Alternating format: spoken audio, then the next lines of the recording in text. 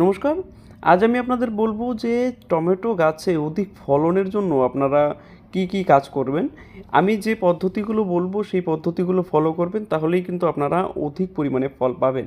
দেখতেই পাচ্ছেন এই একটি ছোট্ট গাছ। এই ছোট্ট গাছটিকে আমরা সর্বপ্রথমে কাটিং করে নেব, অর্থাৎ এর যে ডগাটা, এই দেখুন আগাটা আমি কিন্তু কেটে দিলাম। এইভাবে এর যে পাশের যে ডগাটি রয়েছে সেটিও কিন্তু আমি এই সেমভাবে কাটিং করে দেব। এইটাকে বলা হয় 1G কাটিং। প্রথম ধাপ আমরা কিন্তু এইভাবে কেটে দেব। এর ফলে কি হবে, আশেপাশে কিন্তু ওই জায়গা থেকে আরও নতুন ডালপালা বেরোবে এবং টমেটোর কিন্তু বাহারও বাড়বে, অর্থাৎ টমেটো কিন্তু অধিক পরিমাণ ফলনও আমরা পাবো। এই দেখুন, এর পরবর্তীতে এই গাছটি যখন নতুন করে আবার কুশি এখানে কিন্তু বের করেছে, এই কুশিটিকে আমরা দ্বিতীয় দফার মতো কেটে দেব। এটিকে বলা হয় 2G কাটিং, অর্থাৎ সেকেন্ড জেনারেশন কাটিং।